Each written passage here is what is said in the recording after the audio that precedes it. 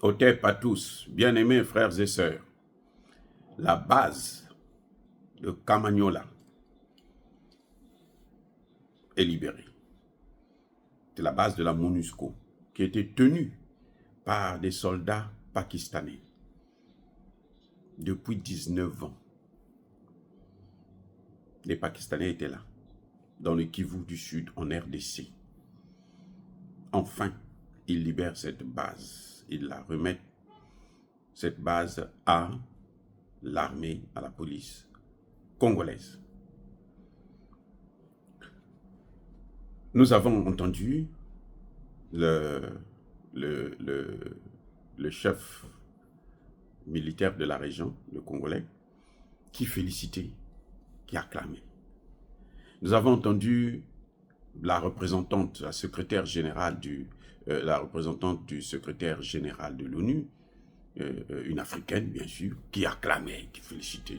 Ils ont fait le sacrifice ultime en 19 ans. Le Rwanda a tué beaucoup des millions. Je dis bien des millions, sous leurs yeux. Le bilan là, il est plus que catastrophique. 19 ans, les enfants qui sont nés le jour que cette armée est venue au Congo là, en 19 ans aujourd'hui, ils sont mariés, ils ont des enfants. Ce sont des majeurs. Pour ceux qui ont pu survivre, bien sûr. Et là, vous me dites que, félicitations, le travail, nous vous remercions. Non, il faut les maudire. Moi, je suis clair là-dessus. 19 ans, 19 ans. Imaginez un enfant qui va à l'école. Il passe 19 ans dans la même classe. Il reprend la même classe pendant 19 ans. Est-ce que on dira qu'il est bête? Non, il n'est pas bête, il est plus que bête. C'est-à-dire qu'il n'y a pas de qualificatif pour ça. 19 ans. 1, 2, 3, 4, 5, 6, 7, 8, 9, 10, 11, 12, 13, 14, 15, 16, 17, 18, 19.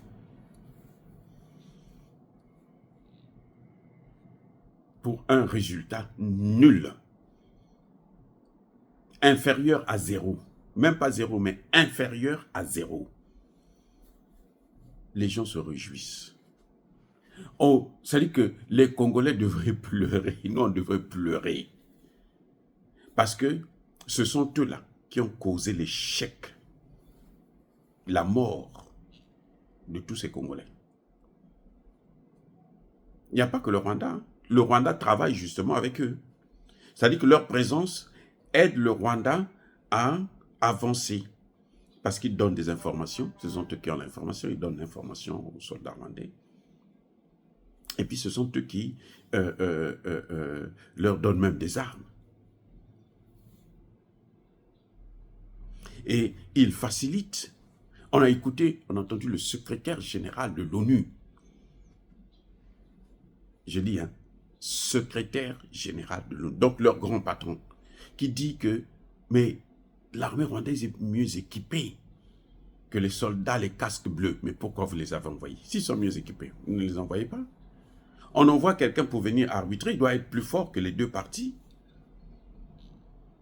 Pour s'interposer entre deux parties, là, il faut être plus fort qu'eux. Si tu es plus faible, on va t'écraser toi-même d'abord. Pourquoi vous les avez envoyés? Parce qu'on les a envoyés pour aider le Rwanda. Pas pour aider le Congo, pour aider le Rwanda. 19 ans, il y en a qui se sont mariés là-bas, qui ont acheté des terres, ils se sont installés, ils ne repartent plus. 19 ans. Il y en a, le Congo est maintenant pour eux.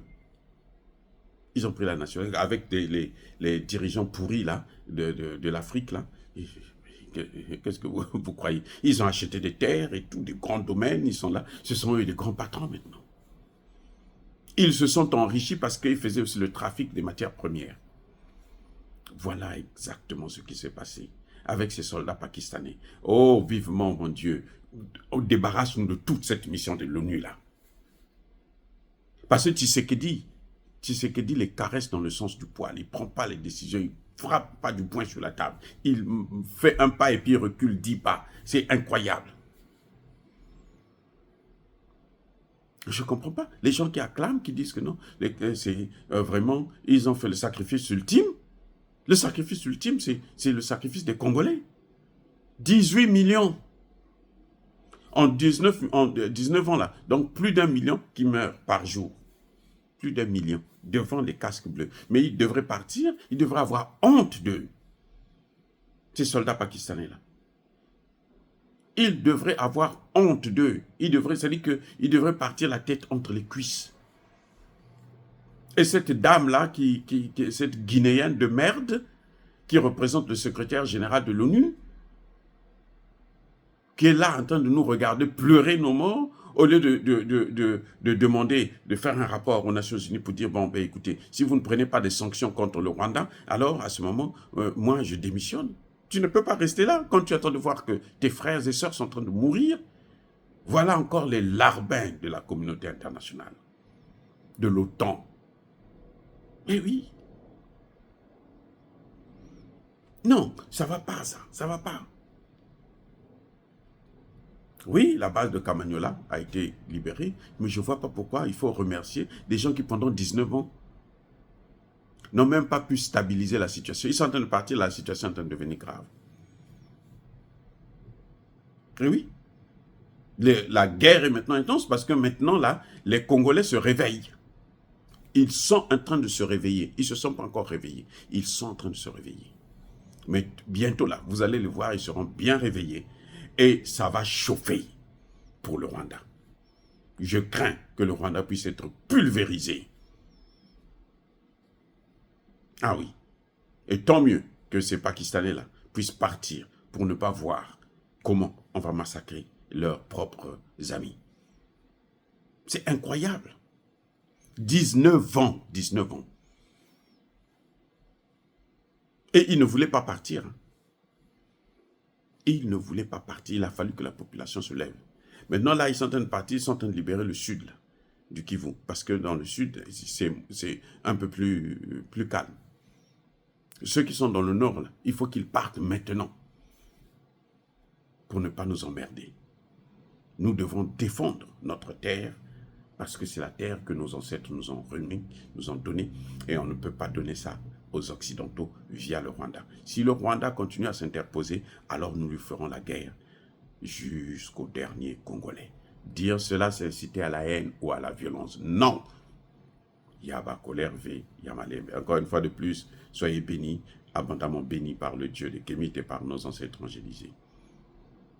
Mais tous ceux qui persécutent le continent africain le pillent et le déstabilisent, qu'ils soient noirs, blancs, chinois, arabes, juifs, indiens, ou qui qu'ils soient punis, maudits, foudroyés, neutralisés, écrasés, effacés par le Dieu de Kémit et par nos ancêtres angélisés.